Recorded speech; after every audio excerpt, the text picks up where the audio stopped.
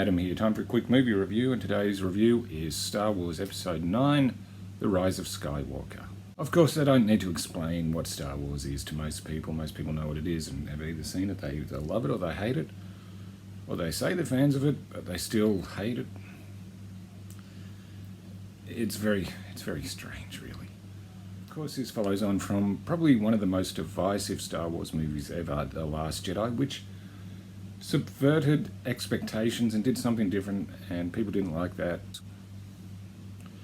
Whereas The Force Awakens was pretty much praised at the time, though it was criticised for being too much like A New Hope. So it's always probably a hard balancing act to do something different while keeping familiar tropes, I guess, is probably the best description. Of course, this got a negative response before people had even seen it.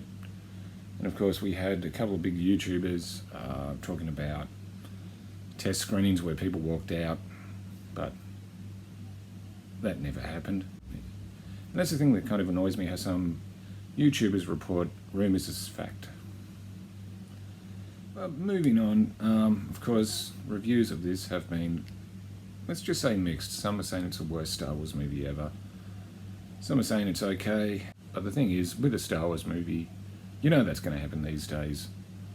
I'm sure people are going to find more things to complain about it because it's Star Wars.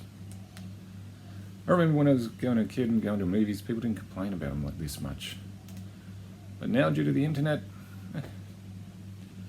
yeah. As for what I thought of the movie, I really enjoyed this.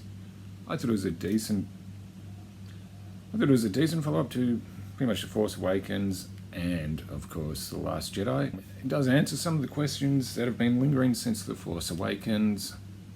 Everyone's performance in here is top-notch. I thought Daisy Ridley did a good job. She gets criticised a lot. Or her character does, because she's a Mary Sue, which I never really thought, but a lot of people do. But it kind of makes sense in the context when you see this movie. I'm not giving it any spoilers.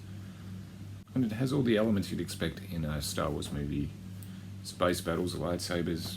You kind of know what to expect, which isn't a bad thing. I also thought it did a nice job of tying up some loose ends, and I think it's a pretty decent climax to the new trilogy. I was thoroughly entertained by it. I think it's just become, for lack of a better word, hip to rag on Star Wars, but I'm someone who grew up with it, and to be honest, I haven't hated a single movie in the franchise, even like the prequels. Sure, they're not all great, but they all have their moments. Of course, someone my age always will put the original trilogy up higher, because it's the first ones I saw, and they still stand the test of time. Yeah, and the new trilogy I don't mind either. Like I said, I didn't hate The Last Jedi as much as everybody else, but I really enjoyed this one. I thought this was a great way to end this saga. And I know not everybody's going to agree with that, and that's fine. It's like I always say, this is just my opinion. Feel free to disagree. And I'm sure a lot of people are going to disagree, but I also know a few people who would agree. So what I'm going to score this, well, that was very good. I know I keep saying that. Best out of the new trilogy, I'm unsure. An 8 out of 10. Because, yeah. Is it perfect? No.